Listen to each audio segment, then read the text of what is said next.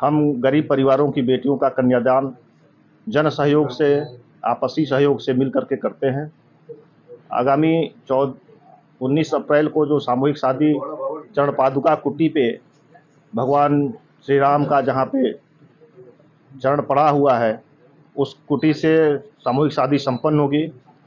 सामूहिक शादी में शामिल वर वधुओं को जीवनोपयोगी वस्तुएं उपहार स्वरूप दी जाएंगी। संस्था द्वारा क्या क्या रहेगा उसमें? संस्था द्वारा वर वधु को उपहार स्वरूप अलमारी, बेड, विस्तृत जानकारी हमारे अध्यक्ष जी प्रदान करेंगे। सामानों की सूची की अध्यक्ष जी बता दें। सर बताएं। वर वधु को संस्था द्वारा अलमारी, बेड, रजाई, गद्दा, खाजा, लड्डू, सोने चांदी का जेवरात का सामान, मोबाइल, बर्तन सेट, ये पूरी व्यवस्था संस्था द्वारा उपलब्ध कराई जाएगी। जी सर, आप कुछ बताएंगे? रजिस्ट्रेशन बाकी सारी चीजें तो सब लोग बता ही चुके हैं। रजिस्ट्रेशन के विषय में रजिस्ट्रेशन मेरे वहाँ हो रहा है, जो पंडित दीनदयाल चौक में अंकित ज्वेलर्स की दुकान पे रजिस्ट्रेशन प्रारंभ हो चुका है, जिसमें लड़का और लड़की के दो आईडी और दो फोटो अनिवार्य है, और दोनों लोगों के तरफ से, दोनों लड़का लड़की की तरफ से कोई गार्जियन, अभिभावक रहना जरूरी है। रजिस्ट्रेशन कितने तारीख से कितने तारीख तक होगा? रजिस्ट्रेशन प्रारंभ हो चुका है, लगभग 10 तारीख तक हम लोग चलाएंगे। इस नाते कि 10 तारीख तक हम रजिस्ट्रेशन समाप्त करते हैं, तो जितनी भी संख्या होती है उस संख्या के हिसाब से हम लोग बेड, अलमारी, गद्दा, रजाई सब बनवाने में भी समय लगता है। इस नाते हम लोग 10 दिन पहले रजिस्ट्रेशन बंद कर देंगे जी। तो लगभग मान के लिए 10 तारीख तक रजिस्ट्रेशन चलेगा जी। वो लोग वर वधु जो है गोरखपुर जिला के ही होंगे कि बाहर के भी? कहीं के भी हो, जनसेवा हिंदुस्तान में किसी कोने के हो, जनसेवा उनकी पूरी जानकारी लेकर शादी विवाह कराती है, जिसमें ये आप लोगों के, हमारे सभी भाइयों के सहयोग से ही होता है। इस नाते इसमें कोई प्रतिबंध नहीं है।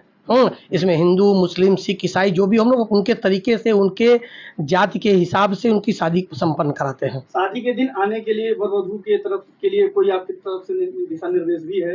दिशा निर्देश नहीं होता है। हम लोग निवेदन करते हैं कि जैसे भी लड़कियों की अगर विदाई करा के ले जाएंगे तो आप स्वाभाविक है गाड़ी से लेके जाएंगे। अगर एक गाड़ी लेकर आते हैं अपने कुछ रिश्तेदारों के साथ, ताकि उससे हम लोग पैठारी भी उठा लेते हैं और उसी में उनका सामान भी लोड करवा देते हैं, लोड करवा के और उसी गाड़ी से लड़की की विदाई कर देते हैं। उसमें हम लोग 50 घराती और 50 बाराती की संस्था द्वारा व्यवस्था होती है। उनको भोजन की व्यवस्था, उनको जलपान की व्यवस्था संस्था द्वारा 50 लोग को व्यवस्था की जाती है। प्रशासनिक भी व्यवस्थाएं वहाँ पे होती हैं? जी, प्रशासनिक पूरी व्यवस्था रहती है। भीड़ को नियंत्रित करने के लिए प्रशासन द्वारा सभी को सूचना दी जा चुकी है। यहाँ के एसएसपी महोदय को, कोतवाल महोदय को, सीओ महोदय को, फायर ब्रिगेड को, आकस्मिक चिकित्सा की स्थिति में निपटने के लिए सीएमओ से निवेदन किया गया है कि आकस्मिक चिकित्सा व्यवस्था करा दिया जाए, एम्बुलेंस की व्यवस्था वहाँ पर रहे। सारी व्यवस्थाएं हम लोगों ने व्यवस्था की है कि सब कुछ सुदृढ़ रहे, सुचारू रूप से सब काम चले। इसके लिए हम प्रशासन की मदद मांग रहे हैं।